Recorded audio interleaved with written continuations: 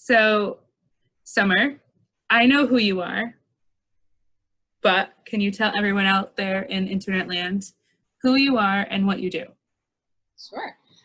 Summer Killian. I am professionally, I'm a RN. I'm a nurse at the hospital here in Ithaca on the labor and delivery postpartum unit. And I am also an IBCLC, lactation consultant, and been a nurse for about 13 years, but only worked at CMC since 2011, and I've been in IBCLC since 2015. Wow, that's awesome. I'm really curious. Why did you choose? Why did you choose to become a nurse, and then why did you choose to become an IBCLC? I think it's like twofold. I have like a family sort of growing up reason for being drawn to these things, and also then like a more formal background too, of course. When I was 11, my mom had my second brother, so I was like this preteen having a new baby in the house and got to go to Lamaze class. My mom did Lamaze at the time. It was 1990. That's awesome. All the rage. And I got to go with her and my dad, and we lived in a really small town, so we drove a half an hour every couple weeks maybe, and we went to all the classes, and that was my first real exposure to someone who was actually pregnant, and learning about it all. And then I was supposed to actually be there when my brother was born. But my mom was trying to have a VBAC, and she did successfully, but my dad at the last minute changed his mind, and I wasn't allowed in the birthing room.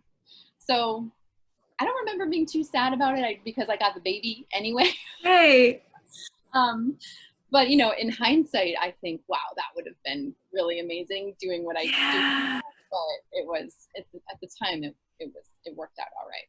I feel like how perfect is that? Like, first, it's not really known for back then for children to be in labor and delivery rooms. I didn't have any friends who had been there except for one girlfriend who she had been born at home, and so as a 3-year-old, she had been home when her brother was born, but not any in my 6th grade circle. Yeah. Oh, wow. But I did know it was a big deal that my mom VBAC'd and that my brother was 10 pounds, 15 ounces. Yeah. So, and that she wanted to breastfeed him, and she really wanted to breastfeed him because she didn't really have that much of a chance to breastfeed me. I was born in 1979, and she has a memory of a nurse bringing me back from the nursery, just handing me to her and walking away.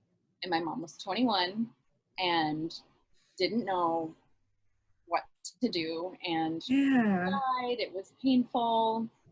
Her grandmother was a nurse, so when she went home with me, my grandma tried, but I think for about 2 weeks is about how long I was nursed. And then when my second brother was born, he was a scheduled C-section, and he got nursed for a couple months. But with my other brother, she had more time. She was older. She really wanted to try, and he took to it, and he did it. So I got to see that too. So wow, that's amazing. Yeah. So that was kind of like that little background that planted the seed.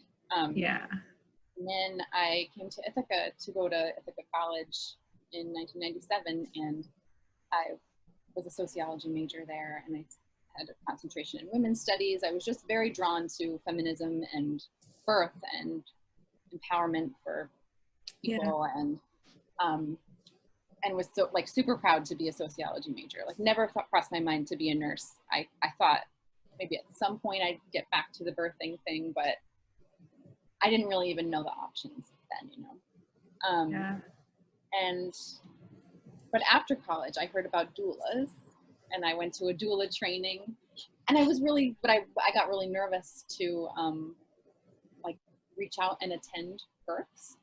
I was in my early 20s, and I should have been more fearless, but I wasn't. And so I went through the whole training and then never asked to attend any deliveries.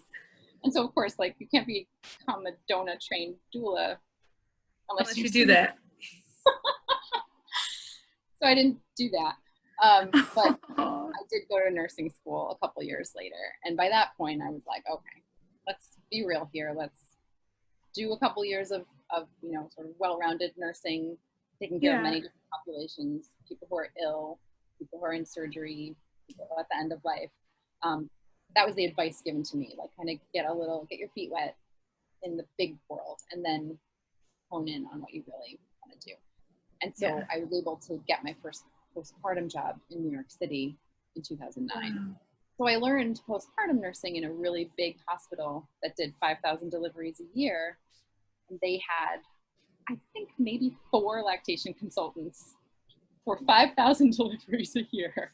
But they had them, and I learned a lot from them. The nurses there really respected them. And so I got to thinking, like, wow, if people are spending just a little bit more time beyond the average assessment that a nurse has to do of the mom and the baby, and in that environment you had to do that same assessment on 6 couplets, wasn't uncommon for one nurse to have 6 moms and 6 babies for a whole shift. There's not a lot of time to focus on strict breastfeeding with one dyad.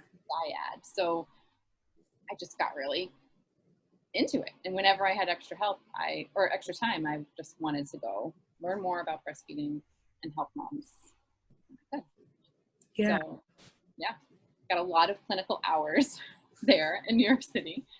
And that's part of what it takes to, if you're already an RN, you have to have, I think it's 1,000 clinical hours of like hands-on breastfeeding time with families as one component of the criteria to become an IBCLC. So it started there, and it fit. I wrapped that up at CMC.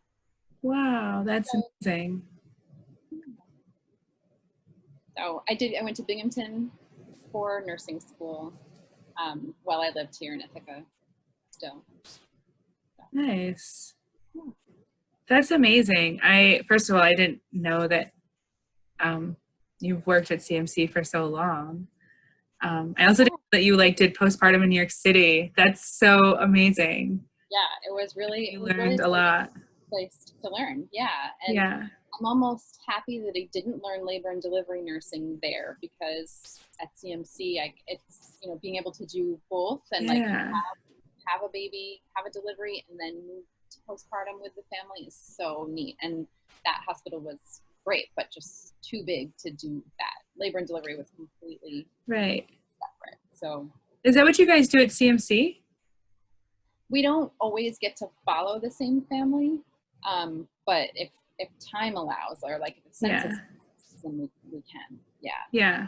Because I kind of feel like that's happened. Like on the days that I've given birth, I've seen certain nurses, and then maybe the next day they're helping me in the postpartum rooms. Right. Yeah. So we try to. That's amazing. Yeah. I rave about my birth experiences at CMC, because the support that you nurses give to the birthing women, and really the love that is shown and the compassion, it's real. And it's not like someone who's having forced to have to be you feel like these people truly do care about you, and they're really rooting for you, and I'm so glad the best. Yeah. I just had a baby a couple days ago, and she texted me, you worked with some of the best people, and I'm like, I know. So it's really lovely. I was able to have my 2 babies there too, 4 years into my career at CMC, which when I first started, I thought, oh my gosh, I could never have a baby around all these people that I work with. Who else has to do that in any other profession? But then I did. It was amazing. So, I followed the right calling. What is one piece of advice if you could just give one piece of advice to the moms out there that you hope like sticks, what would that be? It has nothing to do with breastfeeding. Is that okay? It's absolutely fine, because I think honestly, I'm pretty sure it's probably related. Right. It might. It's so big and broad that I hope it applies. I shouldn't say it has nothing to do with. I hope it applies to apply to.